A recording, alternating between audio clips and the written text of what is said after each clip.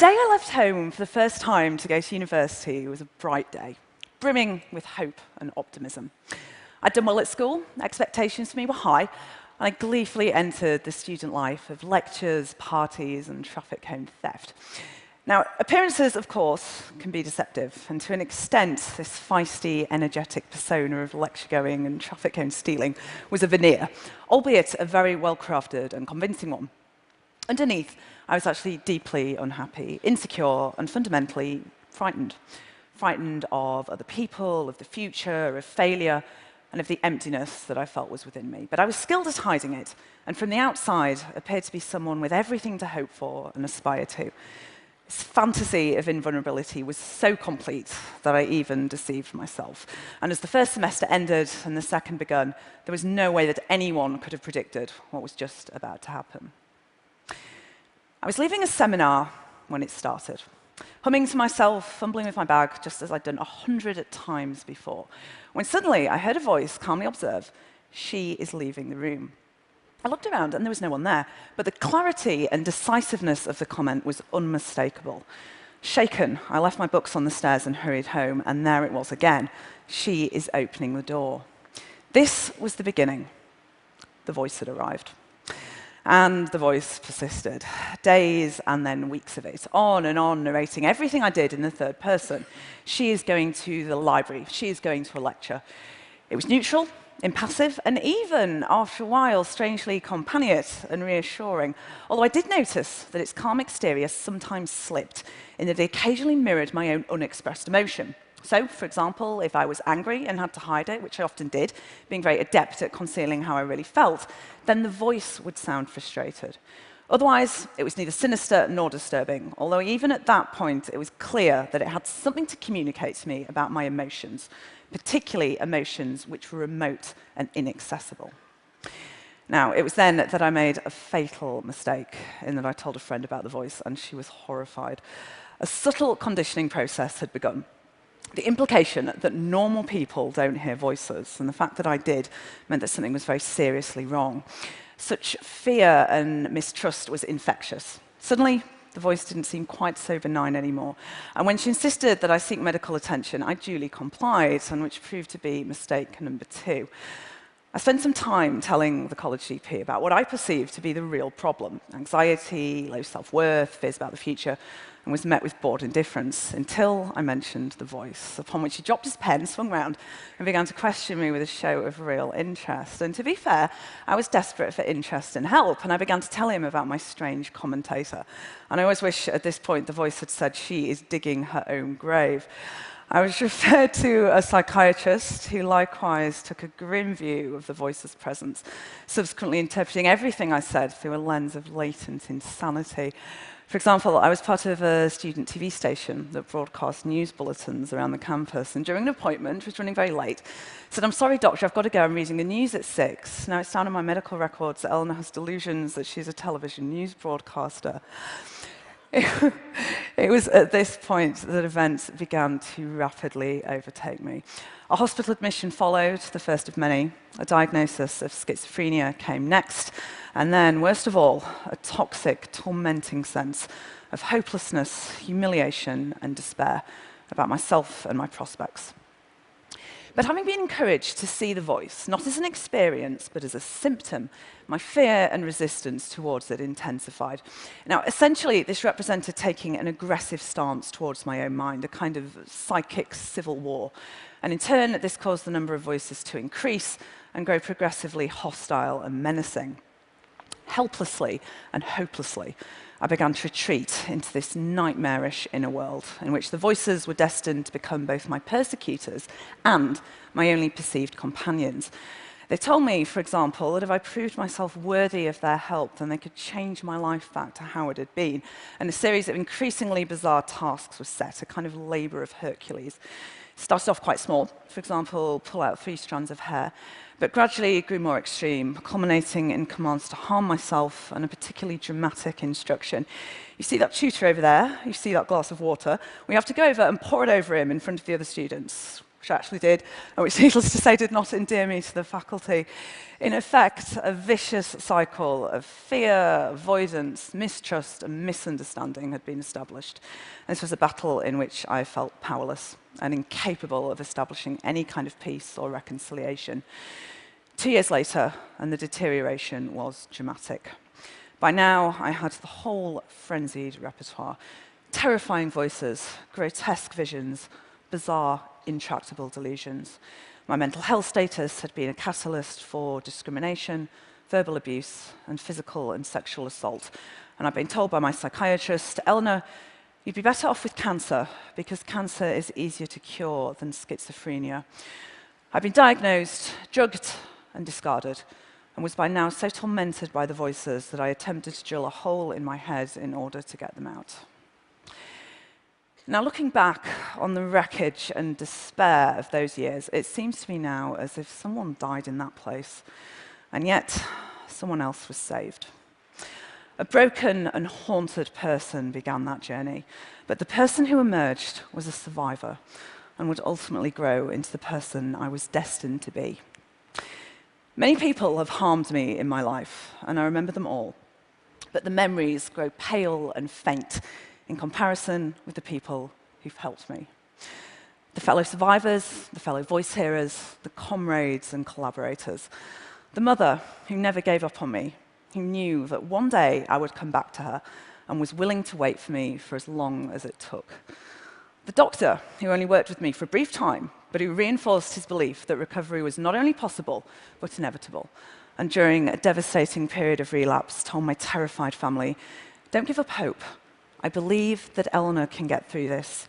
Sometimes, you know, it snows as late as May, but summer always comes eventually. 14 minutes is not enough time to fully credit those good and generous people who fought with me and for me and who waited to welcome me back from that agonized, lonely place. But together, they forged a blend of courage, creativity, integrity, and an unshakable belief that my shattered self could become healed and whole. I used to say that these people saved me, but what I now know is they did something even more important in that they empowered me to save myself.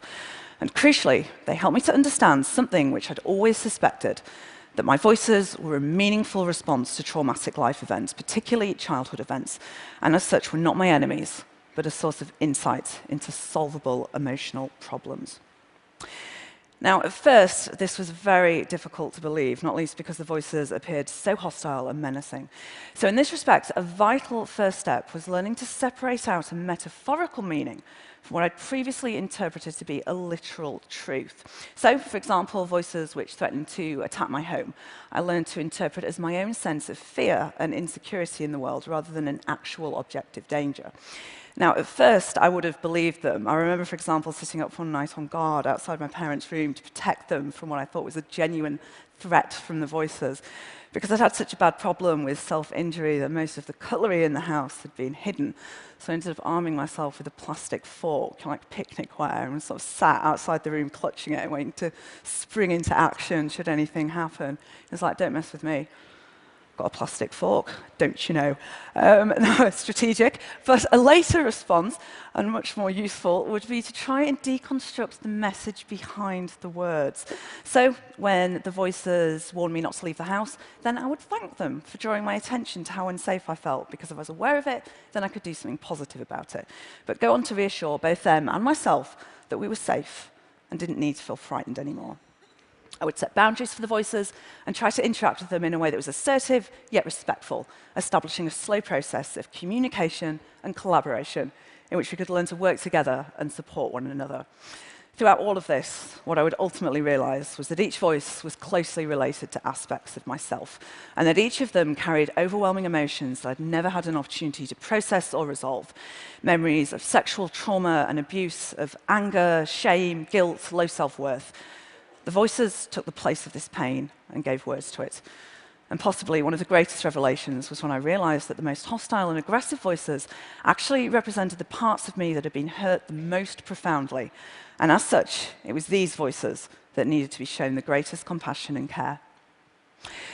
It was armed with this knowledge that ultimately I would gather together my shattered self, each fragment represented by a different voice, gradually withdraw from all my medication and return to psychiatry, only this time from the other side. 10 years after the voice first came, I finally graduated, this time with the highest degree in psychology the university had ever given, and 1 year later, the highest master's, which I always say isn't bad for a mad woman. In fact, one of the voices actually dictated the answers during the exam, which technically possibly counts as cheating. And, and to be honest, sometimes I quite enjoyed their attention as well. As Oscar Wilde said, the only thing worse than being talked about is not being talked about. It also makes you very good at eavesdropping because you can listen to two conversations simultaneously, so it's not all bad. I worked in mental health services, I spoke at conferences, I published book chapters and academic articles, and I argued, and continue to do so, the relevance of the following concept, that an important question in psychiatry shouldn't be what's wrong with you, but rather what's happened to you. And all the while, I listened to my voices, with whom I'd finally learned to live with peace and respect, and which in turn reflected a growing sense of compassion, acceptance, and respect towards myself. And I remember the most moving and extraordinary moment when supporting another young woman who was terrorized by her voices and becoming fully aware for the very first time that I no longer felt that way myself, but was finally able to help someone else who was. I'm now very proud to be a part of Intervoice, the organizational body of the International Hearing Voices Movement, an initiative inspired by the work of Professor Marius Rohm and Dr. Sonja Escher, which locates voice hearing as a survival strategy, a sane reaction to insane circumstances, not as an aberrant symptom of schizophrenia to be endured, but a complex, significant, and meaningful experience to be explored. Together, we envisage and enact a society that understands and respects voice hearing, supports the needs of individuals who hear voices, and which values them as full citizens. This type of society is not only possible, it's already on its way. To paraphrase Chavez, once social change begins, it cannot be reversed. You cannot humiliate the person who feels pride. You cannot oppress the people who are not afraid anymore. For me, the achievements of the Hearing Voices movement are a reminder that empathy, fellowship, justice, and respect are more than words. They are convictions and beliefs, and that beliefs can change the world. In the last 20 years, the Hearing Voices movement has established Hearing Voices networks in 26 countries across 5 continents, working together to promote dignity, solidarity, and empowerment for individuals in mental distress, to create a new language and practice of hope, which, at its very center, lies an unshakable belief in the power of the individual. As Peter Levine has said, the human animal is a unique being, endowed with an instinctual capacity to heal and the intellectual spirit to harness this innate capacity. In this respect, for members of society, there is no greater honor or privilege than facilitating that process of healing for someone. To bear witness, to reach out a hand, to share the burden of someone suffering, and to hold the hope for their recovery. And likewise, for survivors of distress and adversity that we remember, we don't have to live our lives forever defined by the damaging things that have happened to us. We are unique, we are irreplaceable. What lies within us can never be truly colonized, contorted, or taken away. The light never goes out. As a very wonderful doctor once said to me, "Don't tell me what other people have told you about yourself. Tell me about you." Thank you.